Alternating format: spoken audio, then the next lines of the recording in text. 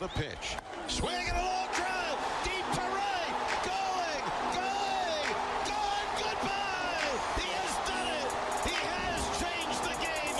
On va enchaîner maintenant et on va passer à la MLB.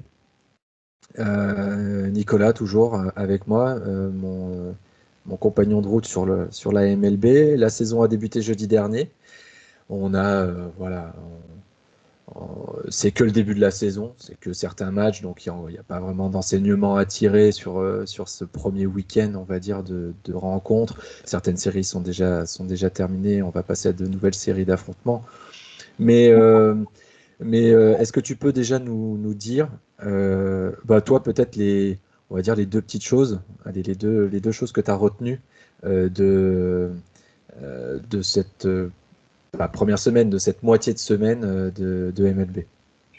Moi, la première chose, c'est la panne sèche des frappeurs de New York, des New York Yankees, pardon. C'est hormis Gary Sanchez qui a réussi à mettre deux balles hors des limites. Après, ça a été très très pauvre à la batte face à Toronto sur ces 3 premiers matchs. Donc, eux, ça m'a un petit peu inquiété quand même sur ce plan-là. Et du coup, ça, pour un opening day à domicile avec le retour du public, je m'attendais quand même à avoir des joueurs qui allaient quand même, je sais pas comment dire, qui allaient avoir un peu plus d'impact, qui allaient vouloir avoir envie de prouver quelque chose, parce qu'on l'a dit, les Yankees, ça reste une équipe qui est favorite aussi cette saison, comme chaque saison. Après, on le sait, c'est une équipe qui est aussi un peu longue au démarrage. Chaque saison, c'est un peu la même chose. C'est assez en dents de scie. Puis après, une fois qu'ils se lancent, c'est une équipe qui peut enchaîner les bons résultats. Mais j'ai trouvé que ces 3 premiers matchs étaient assez inquiétants, au niveau du bâton notamment. Donc déjà, il y a ce premier point. Et puis après, il y a les Astros. Je pense qu'on va en parler après. Mais face à Oakland, qui a quand même réussi 4 matchs, on va dire parfaits. Ils ont inscrit 35 points au total en encaissant que 9 sur ces 4 matchs. Donc c'est assez impressionnant pour une équipe qui a perdu quand même Springer à l'intersaison. Donc qui est pas mal décrié chaque saison, mais qui répond présent. Donc c'est les 2 points importants pour moi de ce premier week-end, on va dire, de MLB. Maintenant, c'est trop tôt pour juger sur quelle équipe est en forme ou non. Mais on a quelques petits enseignements quand même, et notamment, je dirais un 3e point, un petit point noir, ce serait pour les Red Sox, avec ces 3 défaites chez eux en plus, où là on voit vraiment qu'ils ont été décimés avec les départs en retraite, ou le départ de Benintendi notamment. C'est une équipe qui est clairement en reconstruction, et ça va être une année compliquée pour eux. Par contre, je les vois pas du tout à finir avec un bilan déjà positif. Et il va falloir faire la saison pour reconstruire. Mais pour les fans des Red Sox, il ne pourra pas attendre grand-chose de cette année, je pense. Alors, effectivement, moi je te rejoins sur le point des Yankees, et ça me fait un peu mal de le dire, effectivement, mais oui, la panne sèche complète offensivement. Les Judge, les Stanton, les LeMahieu n'ont pas du tout été au rendez-vous, ils n'ont pas répondu présent du tout. Alors après, on peut mettre aussi au crédit trois bons matchs des Blue Jays, avec hier soir par exemple le premier home run de Vlad Guerrero Jr. Non, ils ont été solides, les Blue Jays. Ils ont fait le travail, et leurs 2 victoires sur la série de 3 matchs sont complètement méritées. Les Astros, oui, on va en parler parce que sinon le community manager de la franchise française va me le reprocher encore sur Twitter, mais non, super départ, bravo les Astros. C'est inquiétant par contre pour les A's. Le pitching n'a pas été bon du tout. Par contre, effectivement, de l'autre côté, c'est solide. Alors oui, c'est que les 4 premiers matchs. Mais quand tu commences, la dernière fois qu'ils avaient commencé à 3-0, ils avaient remporté les World Series. Donc, bon début de saison. Et pour moi, le petit point aussi, il est à mettre du côté des Angels et de Shohei Ohtani. Pour ceux qui ne connaissent pas Shohei Ohtani, c'est l'un des seuls joueurs à être capable de frapper et de lancer aussi bien. Hier soir, il a fait une prestation de fou. Je ne veux pas spoiler parce que le match normalement est retransmis ce soir en différé sur beIN Sport, mais il a été exceptionnel à la fois sur le monticule et au marbre avec sa batte. Il a frappé un home run avec une vitesse flashée à 115 miles par heure en sortie de batte. Sur le premier lancé de Dylan Cease des White Sox, sur le monticule, c'est une première fastball une première balle rapide à 98 miles à l'heure, suivie ensuite d'une autre qui a atteint la barre fatidique des 100 miles à l'heure. Il en a fait baver aux joueurs des White Sox. On a éliminé 7 hier soir. Donc c'est vraiment une super nouvelle pour les Angels parce qu'ils auront besoin d'un Shohei Ohtani à ce Ouais. niveau-là. Alors, par contre, petit point d'alerte, il faudra faire attention à sa condition physique. Il revient de blessure, ça a l'air d'aller, mais je pense qu'il va y avoir quand même pas mal de load management. Oui, Nico. Ouais, en plus, moi je me rappelle quand j'ai préparé un petit peu avant le début de saison, j'ai parlé un petit peu de toutes les équipes sur un article. Ils en parlaient quand même comme un frappeur désigné pour cette saison, du fait, comme tu l'as dit, de ses problèmes de santé. Donc on savait que c'était un gros frappeur et c'est super rassurant pour les Angels parce que voilà, ils ont besoin de ce joueur-là qui est, qui est tellement complet. Tu l'as dit, voilà, il lance tellement bien et à la frappe, voilà, il est super important. Il est quand même deuxième dans le line-up des Angels hier. Donc, ça veut dire beaucoup quand même. On met pas n'importe qui en deuxième, on met des joueurs C'est ça. capables de frapper. Donc, voilà, du coup, la confiance est là. S'ils le mettent à cette position, c'est parce qu'ils sont aussi rassurés par rapport à sa condition physique. Le fait de le revoir sur le monticule, c'est tellement encourageant pour lui et tellement plaisant pour nous. Parce que, mine de rien, c'est quand même un Ouais. de mes lanceurs, moi. Alors là, je parle d'un point de vue personnel, mais un de mes lanceurs préférés de la ligue. Donc, voilà, c'est tellement bien de le revoir. Et puis pour les Angels, s'ils veulent espérer cette année pouvoir poursuivre leur saison au mois d'octobre, ce sera super important de compter sur un joueur comme lui en pleine forme. Ouais. S'il continue à ce niveau-là, effectivement, il peut changer le cours de la saison très clairement des Angels parce que avoir dans son effectif un joueur qui est capable d'influencer dans le match des deux côtés, donc sur le monticule et à la batte, personne aujourd'hui n'a ce genre de joueur. C'est le seul à être capable de faire ça. Euh, voilà, c'est les premiers matchs, donc effectivement, on va pas s'attarder encore pour analyser comment on peut le faire sur la NBA, telle ou telle franchise. Oui, les Red Sox débutent vraiment difficilement face à une équipe normalement des Orioles qu'ils auraient dû battre au final, et surtout hier soir où ils ont encaissé 10 runs en l'espace de 3 manches.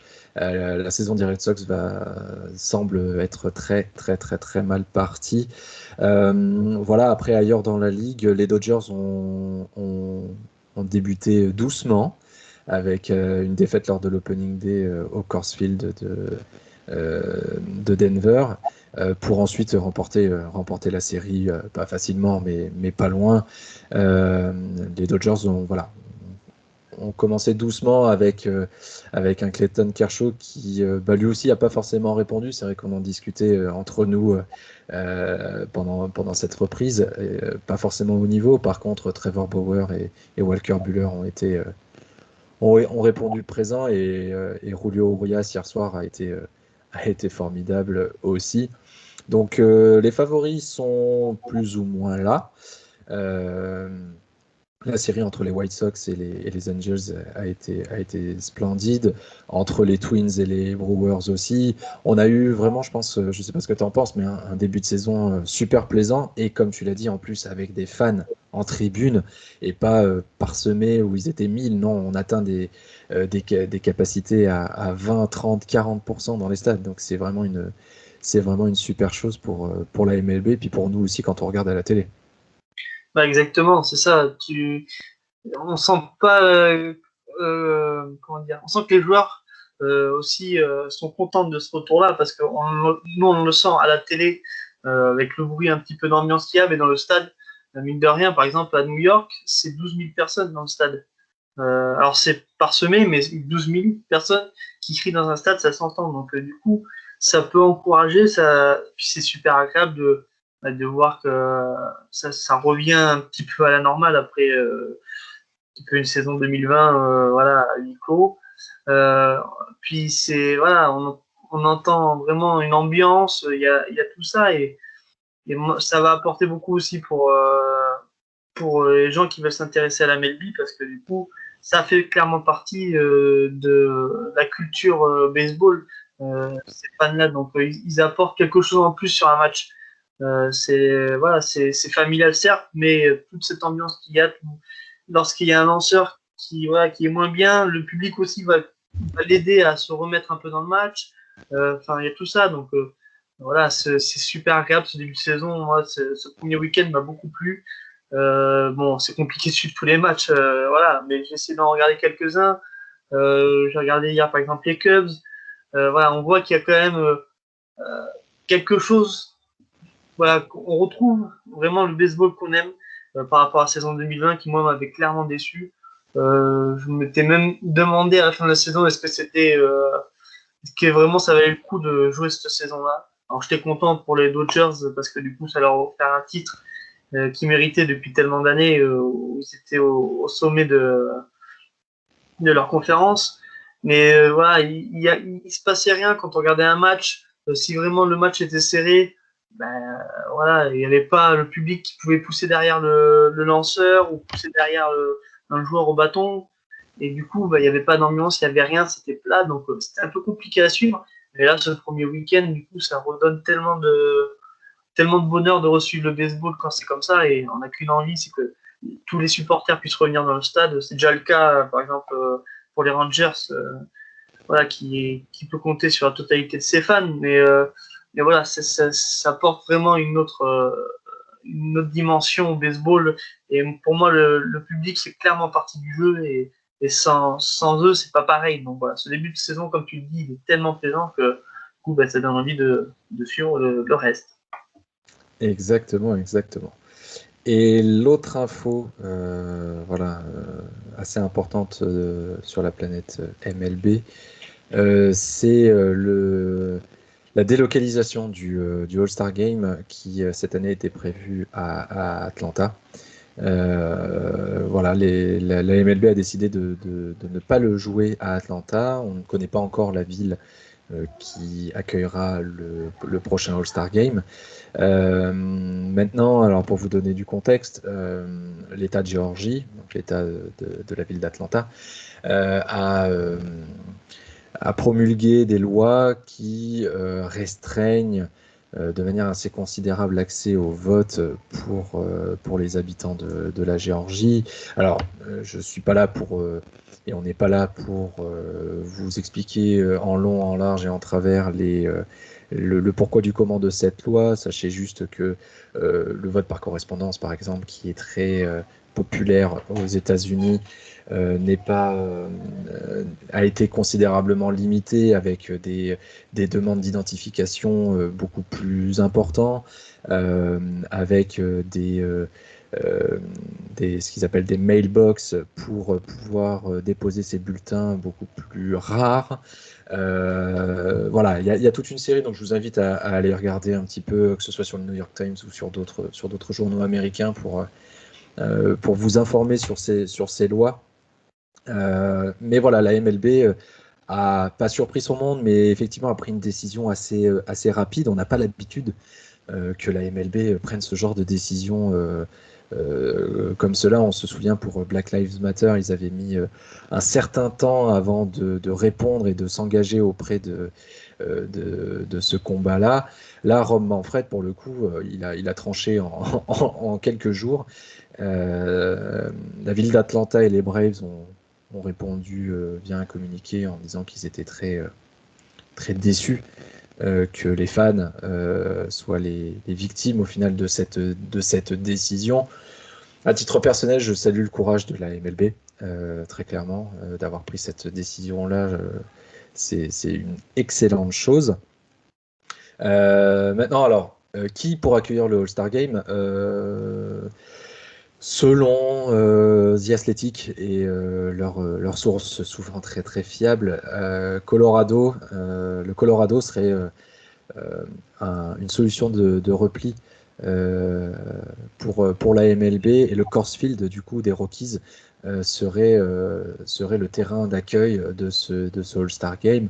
En plus, c'est un terrain qui est très favorable au home run, donc pour le home run derby, c'est le concours de home run qui a lieu à chaque All-Star Game. Ce serait assez propice à ce que ça en devienne légendaire, comme certains joueurs des Rockies ont pu dire.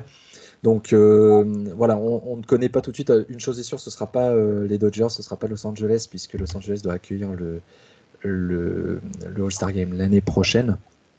Donc pour le moment, on n'a pas plus d'informations. Mais voilà, la MLB a pris une décision forte de délocaliser ce All-Star Game et je les salue de nouveau. Oui, Nicolas.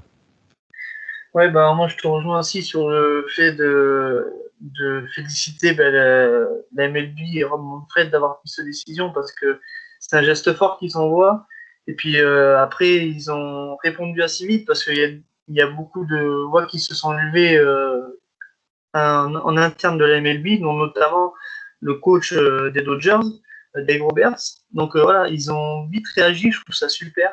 Parce que bon, cette loi, voilà, elle est clairement elle vise clairement les minorités, et notamment les minorités raciales, les minorités et les personnes démunies. Donc voilà, c'est tellement fort de la part de la MLB de prendre ce genre de décision. Après, je comprends aussi les fans d'Atlanta qui attendaient cet événement, parce que ça génère, comme tu as pu le mettre dans un article, ça génère beaucoup d'argent.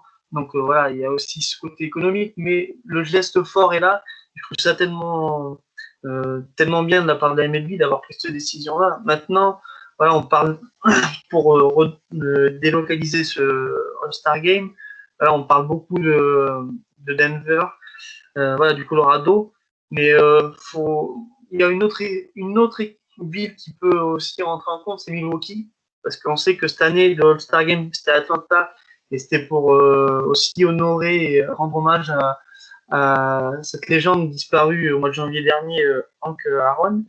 Voilà, donc étant donné qu'il a aussi une part importante dans la franchise des Brewers, voilà, on peut aussi prendre en compte la ville de Milwaukee pour accueillir le All-Star Game. Alors pour le Home Run Derby, comme tu l'as dit, Colorado, le stade, c'est l'idéal. Maintenant, il y a ce côté aussi un peu symbolique avec la disparition de cette légende. Et donc, étant donné qu'on devait lui rendre hommage, la MLB devait lui rendre hommage dans sa ville, dans sa franchise, voilà, des Braves. Voilà, étant donné qu'il a eu aussi un impact énorme sur la franchise des Brewers, ce serait, je trouve, logique de déplacer ce All-Star Game à Milwaukee et de faire ce qui était prévu à la base, c'est-à-dire un hommage à cette légende de la MLB. Voilà, donc j'espère, moi, que ce sera à Milwaukee pour le geste. Comme ça, la MLB voilà, aura envoyé un message fort dans la lutte sociale aux États-Unis avec ce délocalisement, mais voilà, et du coup rendra quand même hommage à Hank Aaron. Donc du coup, voilà, je me dis que ce serait bien Milwaukee, ce serait la ville idéale pour moi pour faire jouer sur le All-Star Game. Ouais, absolument, absolument. C'est vrai que j'avais oublié de mentionner Hank Aaron. Mais oui, la MLB ira sans doute dans cette voie-là. En tout cas, voilà, la saison a repris. Le baseball a repris ses droits aux États-Unis. Pour suivre tous les matchs, on vous a fait un petit récapitulatif. Enfin, Nicolas vous a fait un petit récapitulatif qui est disponible sur le site avec tous les matchs qui sont gratuits sur l'application MLB.tv. Alors oui, tous les matchs ne sont pas à 19h, mais il y en a quelques-uns. Et dès mercredi, en plus, il y a des matchs qui sont gratuits sur YouTube. Donc surtout, allez consulter cet article pour noter dans vos agendas les matchs à voir gratuitement de la semaine, et rendez-vous dimanche prochain. Voilà, Nico, comme ça au moins t'es prévenu, c'est pour dimanche. Pour les matchs de la semaine suivante, et sinon bien entendu vous avez tout ça sur beIN Sport également, avec pas mal de matchs. Leur couverture est plutôt intéressante. Et puis sur The Free Agent, je rappelle, on est partenaire de la MLB pendant la saison 2021, c'est quand même un truc un peu de fou. Et tous les jours, on vous propose un petit récap commenté des rencontres de la veille. On vous prépare un top 5 avec une musique de fond en plus qui vous donnera envie d'avoir l'été très rapidement. Voilà, donc couverture importante du baseball chez The Free Agent. Et donc ce sera tout pour la MLB aujourd'hui.